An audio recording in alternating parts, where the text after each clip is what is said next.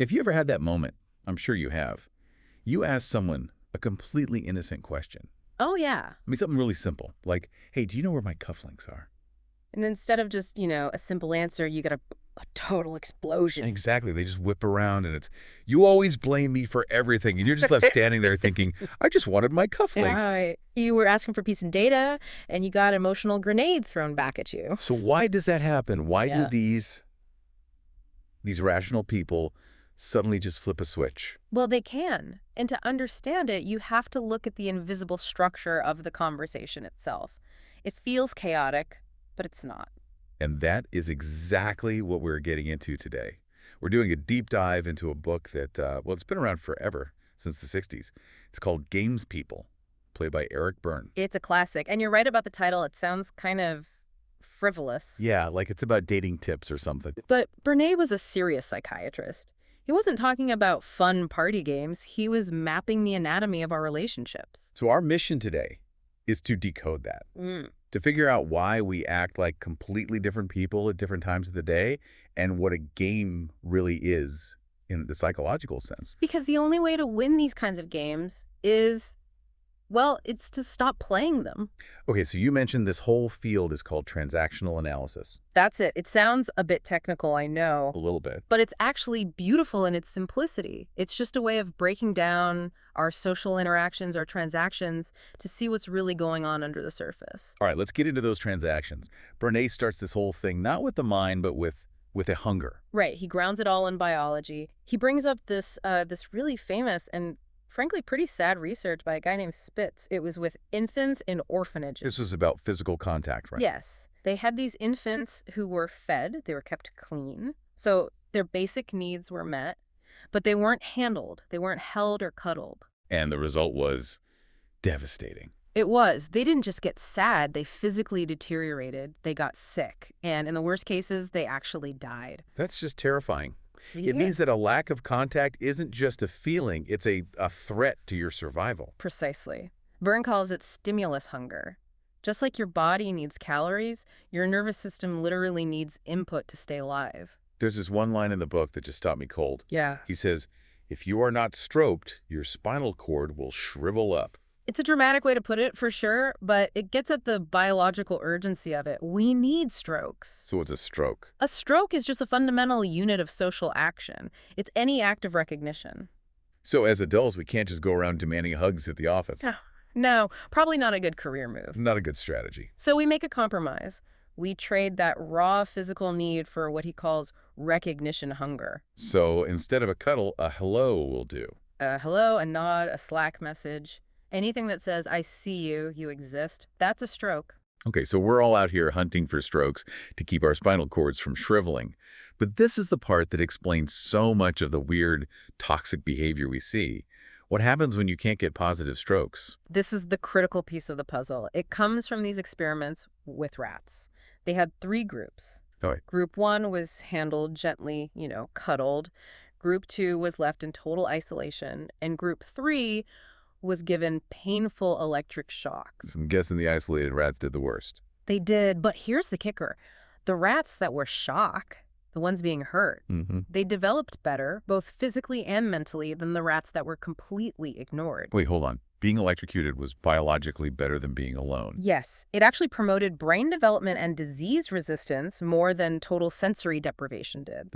That's dark. But applying that to people, it means what? That negative attention is better than no attention. In terms of pure stimulus hunger, yes.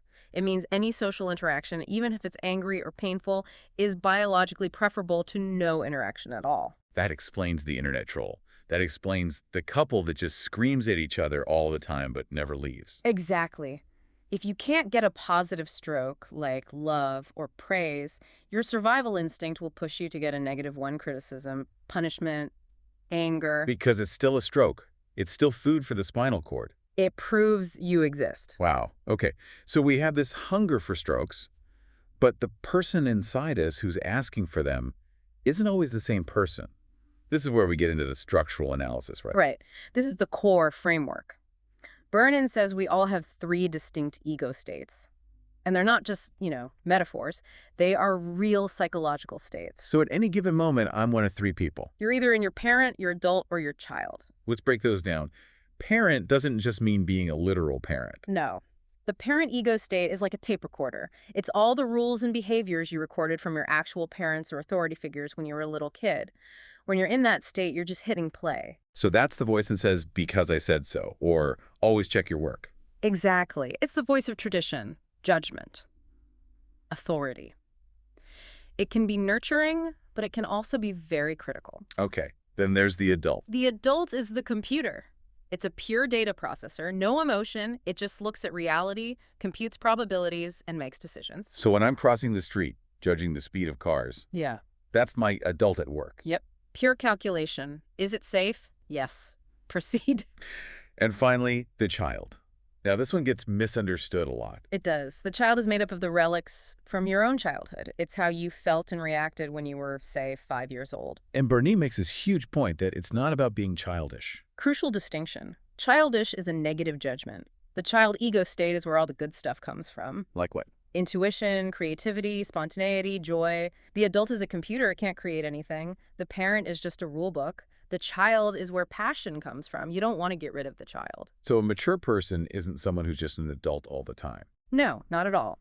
A mature person is someone whose adult is in charge, mediating. It lets the parent and child have their say, but keeps them appropriate for the situation. Okay, so these three people are inside me, and they're inside you. This is where the transaction part comes in. Exactly. A transaction is the basic unit.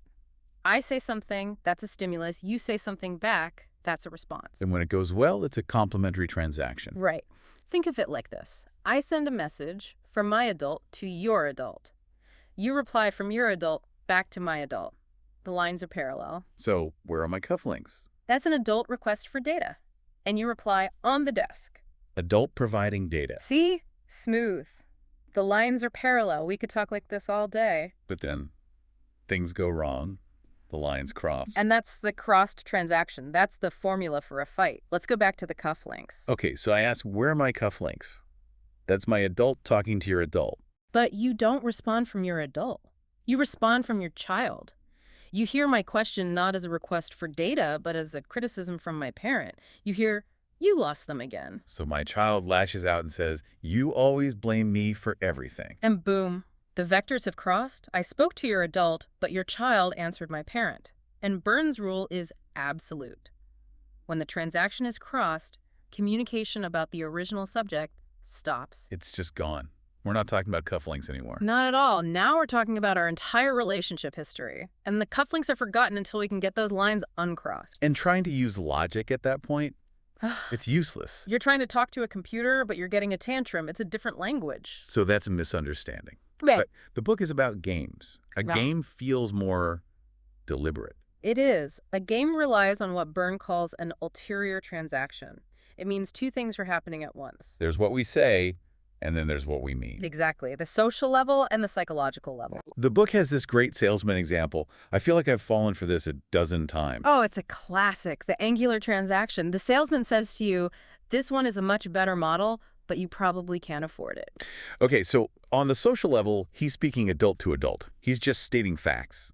Right. And an adult response would be, you are correct, I can't afford it, and you'd walk away. But that is not what happens. No, because on the psychological level, he's aiming that message right at your child. Yeah. He's being a parent saying, you're not good enough for this. And my child rears up and says, oh yeah, I'll show you, I'll take it. And the salesman gets his commission. He hooked your child while pretending to talk to your adult. That's a game. It has a hidden motive and a payoff. And then there's that other one, the cowboy example. The duplex transaction. The cowboy says, come see the barn. And the visitor replies, oh, I've loved barns since I was a little girl. Socially, it's about architecture. Psychologically, it's child to child. It's about sex play.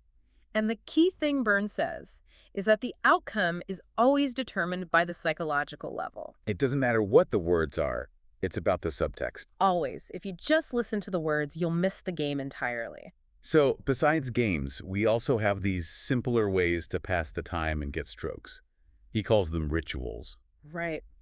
Humans hate unstructured time. We hate boredom, so we invent these structures. A ritual is the simplest. He even analyzes the American hi greeting like it's a math problem. The stroke economy. It is an economy. If I say hi and you say hi, that's a balanced two-stroke exchange. The books are balanced. But then he gives that amazing example. Mr. C goes on vacation for a month. And this shows how precise it is. If you've been gone a month and I just walk by and say hi, you're going to feel slighted. Yeah, I'd be like, that's it. Because I owe you strokes. I'm in a stroke deficit of about 30 days. So we have to settle the account. We have to. So we perform the ritual. How was your trip? The weather was great. You look so relaxed. That conversation pays off the debt. Berne figures it's worth about 28 strokes. And once the debt is paid, The next day, we can go right back to just saying hi. The books are balanced again. it's so funny to think of small talk that way. It's not just friendliness, it's accounting. It's accounting, and that's what pastimes are too. You know, General Motors, where guys talk about cars, or PTA, where people talk about their kids. They're ways to exchange strokes safely. Safely. Because the alternative is intimacy. And intimacy is scary. It's game-free. There are no rules.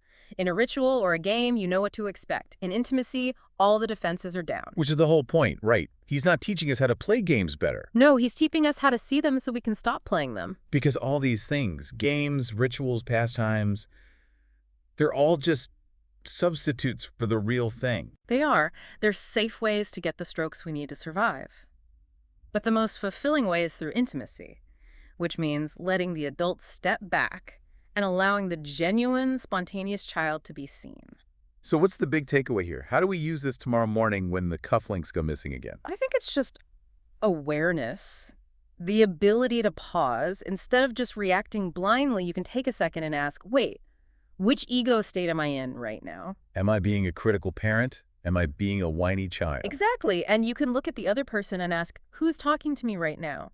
If you realize they're yelling from their scared child state, you don't have to react as if you're a kid being scolded. You can respond from your adult. You can uncross the wires. You can choose not to play. If someone is playing kick me where they act out just to get punished, you can simply refuse to kick them. You break the cycle. That's incredibly powerful. Yeah. It takes all the confusing emotion and gives it a diagram, a structure. It turns a mess into a solvable problem. I want to leave everyone with one final thought on this. The next time you're in one of those conversations and it just feels off or confusing or suddenly emotional, stop listening to the words.